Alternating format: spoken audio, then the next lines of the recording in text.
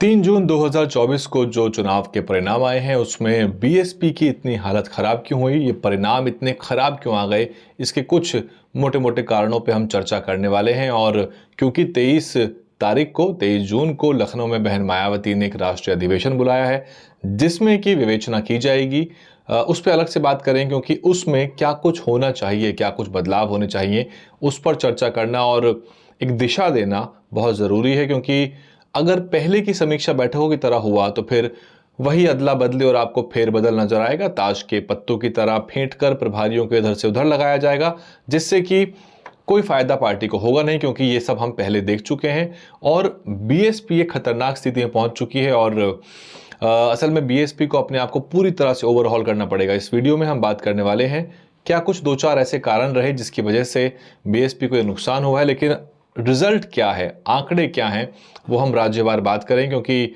बहुत अरसे से मुझे समय नहीं मिल पाया आपसे रूबरू होने का, लेकिन प्रयास जारी है कि मैं रोज़ आपके सामने आऊं। पर क्योंकि मैं यहाँ इस वक्त इंग्लैंड में हूँ और यहाँ पर मैं एक मीडिया फेलोशिप के लिए आया हुआ हूँ, तो मेरा कोर्स बहुत ज़्यादा डिटेल्ड है। उसमें बहुत से ह्यूमन राइट्स से लेके बहुत से इंटरनेशनल एडवोकेसी, स्ट्रैटेजिक लिटिगेशन, बहुत से चीज़ों पे बहुत गहन चर्चा हो रही है और बहुत सारा जो ये पढ़ाई उसमें इन्वॉल्व है। बहरहाल बीएसपी को कुल मिलाकर पूरे देश भर में जो वोट मिला है वो है 2.04। बीएसपी का ये नेशनल वोट है 2.04।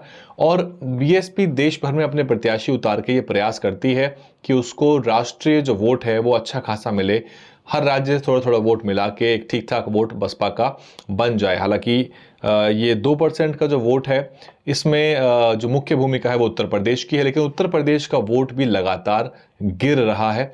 ये एक चिंता का विषय बीएसपी के लिए और समूची बहुजन राजनीति के लिए होना चाहिए।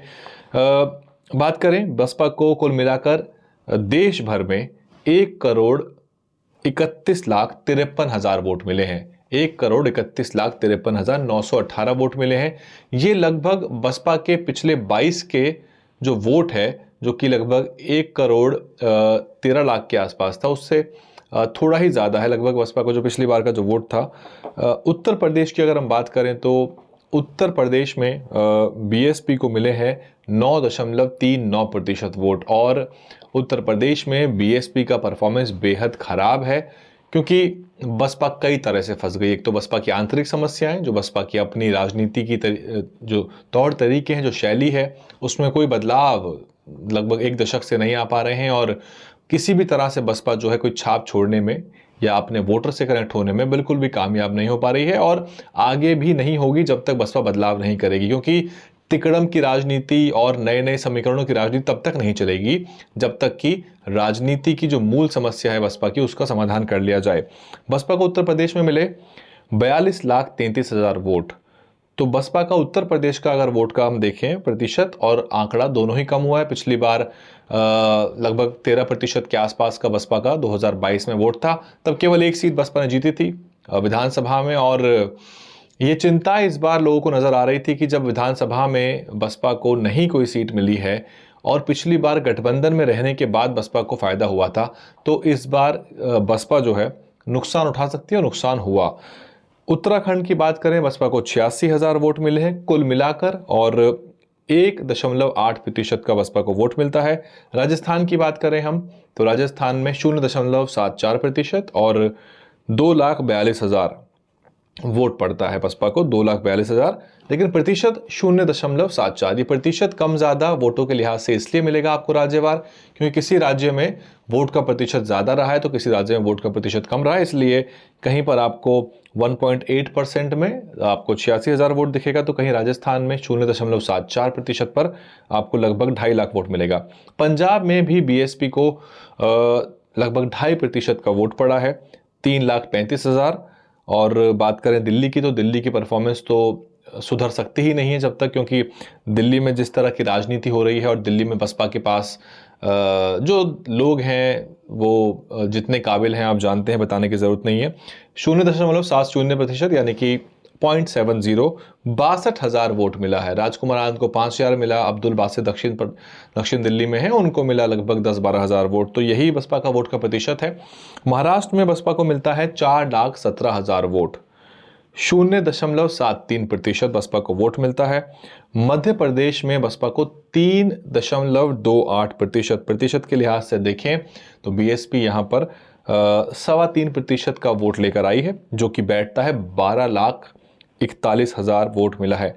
खास बात यह रही मध्य प्रदेश की कि यहां पर बीजेपी सारी सीट जीती है, 29 की 29 सीट यहां बीजेपी खाते में गई हैं और कांग्रेस पार्टी ही यहां पे सेकंड पोजीशन में है, यानी कि 29 की 29 सीटों पर कांग्रेस पार्टी ही यह सेकंड पोजीशन में रही है। तो यह सीधा सीधा द्विपक्षीय मुकाबला हुआ है और बीजेपी सारी सीट जीतने के बाद जो है यहाँ पर एक तरह से पूरी तरह सुपड़ा साफ किया है। बीएसपी कहीं भी सेकंड नहीं रही है, कई सीटों पर यहाँ बसपा थर्ड नंबर पर जरूर, जो कि राजनीतिक आंकड़ों के लिहाज से बेमानी है कि तीसरे नंबर पर आप जो रहेंगे तो किसी भी रूप में बहुत महत्वपूर्ण नहीं है। बस इतना ज़रूर है कि किसी ना किसी को आप हरा जिता सकते हैं अगर आपके पास ठीक ठाक वोट है तो, क्योंकि किसी का वोट आपके पास जा रहा है। और यही खराब बात है राजनीति की और यही एक पेचीदी बात है कि अगर आप पहले दूसरे नंबर की लड़ाई में नहीं हैं, अगर आप पहली दूसरे नंबर की लड़ाई में राजनीति में नहीं हैं और आप तीसरे चौथे नंबर की लड़ाई में हैं या दूसरे तीसरे नंबर की लड़ाई में हैं, तो फिर आपके ऊपर वोट कटवा पार्टी का टैग लगेगा, क्योंकि कहीं ना कहीं तो दो पार्टियां होंगी जो आपसी लड़ाई में होंगी पहले दूसरे नंबर में। और ये समस्या कांग्रेस को भी आई। कांग्रेस पार्टी के पास जब उत्तर प्रदेश में वोट नहीं था तो कांग्रेस के ऊपर भी आरोप लगा करते थे, कांग्रेस भी बहुत जगह वोट काटती है और वहां पर सपा या बसपा का प्रत्याशी जीतने की बजाय भाजपा का प्रत्याशी जीत जाता है। तो इसलिए राजनीति में कवायद पहले दूसरे नंबर की होनी चाहिए कि आप कम से कम जीत या जीत के आसपास रहें। बिहार में बीएसपी को मिलता है 1.75% का वोट, लगभग 7,57,000 का कुल वोट बैठता है। नेशनल दस्तक के संपादक शंभू कुमार भी चुनाव मैदान में थे। वो वैशाली की सीट से चौथे नंबर पर रहे हैं, 21,400 उनको वोट मिला है। और बक्सर की बात करें तो बक्सर से अनिल कुमार जो हैं बीएसपी के प्रत्याशी के रूप में थे, उनको लगभग 1,14,000 वोट मिलता है। तो ये वो सीट थी बक्सर जिसको मान के चला जा रहा था कि बसपा अच्छा परफॉर्म करेगी, लेकिन ओवरऑल ही बसपा का जो ग्राफ डाउन है तो राज्य कुछ नहीं कर सकते। ये बात बहुत ध्यान से आप सुन लीजिए कि जब तक बीएसपी यूपी में कुछ नहीं करेगी, जो बीएसपी का कोर स्टेट है, तब तक बाकी राज्यों में परिणाम मुश्किल आएगा। आया तो वो एक अपवाद होगा या किसी प्रत्याशी की वजह से आएगा, वो पार्टी की राजनीतिक प्रगति में वो एक तरह से कोई भूमिका नहीं निभाएगा, उसका कोई योगदान नहीं होगा, क्योंकि जो जीत के आएगा प्रत्याशी वो अपनी अकड़ में रहेगा। उसको पता होगा कि मैं अपनी ताकत से जीता हूं। और इसका आपको उदाहरण मैं दे भी देता हूं कि जैसे बसपा के पहले भी कई बार 6-6 प्रत्याशी जीते हैं राजस्थान में, वो नहीं टिकते हैं। और इस बार भी बसपा के जो प्रत्याशी जो जीते जसवंत गुर्जर, वो भी भाजपा में जा चुके हैं। यहां तक कि जो पुराने वाले हमारे पूर्व विधायक जो लंबे समय से बसपा के साथ बने हुए थे, मनोज न्यांगली, वो भी बसपा का साथ छोड़ चुके हैं। बसपा के वो पूर्व विधायक थे। छत्तीसगढ़ में बीएसपी को 1,74,000 वोट मिलता है, 1.16%। और हरियाणा की बात करें तो लगभग 1.25%, 1.28, और 1,65,000 वोट मिलता है। करनाल, जिसकी बहुत बात हो रही थी, जहां बहन जी की रैली भी हुई थी, तो वहां 32,508 वोट मिलता है। कुल मिलाकर उत्तर प्रदेश में बीएसपी के पास कोई सीट नहीं है, देश भर में कोई सीट नहीं है, लेकिन बसपा कहीं सेकंड भी नहीं रही है उत्तर प्रदेश में। अगर आप देखना चाहेंगे आंकड़े, तो बसपा कहीं पर भी दूसरे नंबर पे पूरे उत्तर प्रदेश में 80 की 80 सीटों पे नहीं रही है। तीसरे नंबर पे बसपा जरूर कहीं ना कहीं मिल जाएगी, वो आंकड़ा मैंने चेक नहीं किया, क्योंकि तीसरा नंबर एक तरह से बेमानी है। बसपा का वोट बहुत घटा है। और अगर कोई अब भी ये बात कह रहा है कि जो हमारा कोर वोट है वो इंटैक्ट है, कोर वोट है वो इंटैक्ट है, तो फिर ये एक तरह से कोरी, जिसे कहते हैं फेस सेविंग है, या फिर बरगलाना है, या अपने समर्थकों को एक झूठा दिलासा देने वाली बात है। क्योंकि इस बार बीएसपी का बहुत सारा जो जाटा वोट है वो भी कई जगहों पर इतर गया है, यानी कि इधर उधर वो गया है। उदाहरण के तौर पे बहुत सारी सीटें हैं, अगर आप कहेंगे तो हम विधानसभा लोकसभा वार इसका विवेचना कर सकते हैं। जैसे कि मेरठ का एग्जाम्पल आप ले लीजिए। मेरठ में धनंजय त्यागी को बहुत ज़्यादा वोट नहीं मिले हैं, जबकि वहाँ पर समाजवादी पार्टी की जो प्रत्याशी हैं उन्होंने पूरी टक्कर दी है। तो यानी कि मुसलमानों ने और दलित वर्ग का भी एक बड़ा वोट उनके साथ गया, क्योंकि योगेश वर्मा एक मजबूत नेता हैं बसपा के। क्यों वो बसपा से बाहर हैं ये नहीं पता। अगर इसी तरह से बसपा हर मजबूत नेता को पार्टी से बाहर करती गई या किसी प्रभारी को दिक्कत हुई तो नेता पार्टी से बाहर हो गया, तो फिर तो आप फिर अकेले ही बच जाएंगे पार्टी में, या फिर केवल पदाधिकारी ही रह जाएंगे और नेता ना आप पैदा कर सकते, नेता ना आप बना सकते, तेज तर्रार लोगों को आप पार्टी में टिकने नहीं देते, तो फिर राजनीति करेंगे तो करेंगे कैसे। और रही बात राजनीति में अब मिरेकल नहीं होंगे, ये बात बहुत साफ है। राजनीति बहुत पेचीदी और कठिन हो गई है। सामने जो विरोधी हैं वो एड़ी चोटी का जोर, साम दाम दंड भेद सब कुछ लगा रहे हैं, यहाँ तक कि ईवीएम पर भी सवाल उठ रहे हैं। तो ऐसे में अगर आप अपनी परफॉर्मेंस को इतना मजबूत ना करें कि वो 10-5% की डिस्क्रिपेंसी झेल सके, तो फिर ऐसे में आप जीत से हमेशा दूर ही रहेंगे। यहाँ तक कि दूसरे नंबर पे दो ऐसी पार्टियां रही हैं जो कि एक बड़ी पार्टी नहीं है। सोहेलदेव भारतीय समाज पार्टी भी दूसरे नंबर पर रही है उत्तर प्रदेश में 1 सीट पर, और अपना दल सोनेलाल ये भी 1 सीट पर दूसरे नंबर पर रहा है। बाकी की सभी सीटों पर कांग्रेस, भाजपा या सपा दूसरे नंबर पर रही हैं अलग अलग सीटों पर। और सबसे बड़ा जो दल निकल के आया उत्तर प्रदेश में वो समाजवादी पार्टी निकल के आया है। तो अब ऐसे में अब क्या हार के कारण रहे बसपा के? एक तो बहुत साफ सीधी बात है कि बसपा अपनी राजनीति नहीं बदल रही है।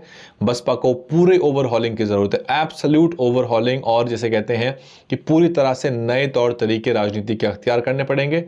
हर वो काम जो अब तक नहीं किया है वो करने पड़ेंगे, नहीं तो अगर आप रिपीट करेंगे अपने राजनीतिक पैंतरों को या अपने तौर तरीकों को, तो फिर आपको वही परिणाम मिलेगा, बल्कि आपका वोट घटेगा, क्योंकि अगर आप बदलेंगे नहीं तो परिणाम भी नहीं बदलेगा। बहुत साफ सीधी सी बात है।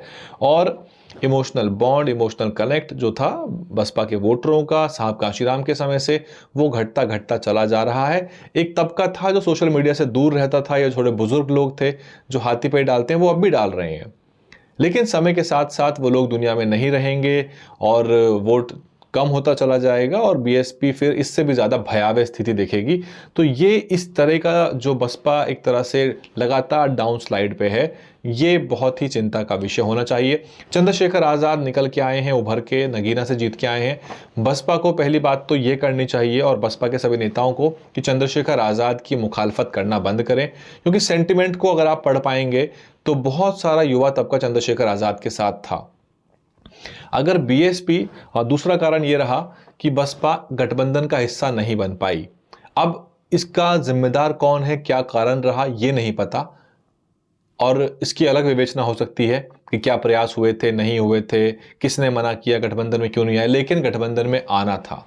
जो हवा बह रही थी उसका रुख नहीं भांप पाई बसपा, और वो रुख को भांपना था और बहती हवा के साथ चलना था। या तो आप इतने मजबूत हो जाइए कि हवा आपके कहने से चले, राजनीति की जो बयार है वो आप बहा सकें, यानी कि आप ट्रेंड सेटर हो, आप बताएं कि क्या होगा क्या नहीं होगा। लेकिन ये चुनाव भाजपा को हराने का चुनाव बन गया था। विपक्ष एकजुट था, कांग्रेस भी बहुत ताकत लगा रही थी, और ऐसे में बसपा का अलग लड़ना चुनाव के समय, अलग थलग पड़ना उसको बेहद नुकसान दे रहा। बसपा यहां विलन की श्रेणी में आ गई। जो एंटी बीजेपी वोट था वो बीएसपी को विलन के तौर पे देख रहा था, और वही अंततः हुआ। और ग्राउंड से भी हमको ये फीडबैक मिल रहा था, क्योंकि हम जो बीएसपी की रैलियों से इतर लोगों से बात कर रहे थे तो वहां से ये पता लग रहा था कि लोग जो हैं एक मुश्त वोट करना चाहते हैं और वो नहीं चाहते कि वोट बटे, और वही हुआ। बीएसपी को 9% का वोट मिला है।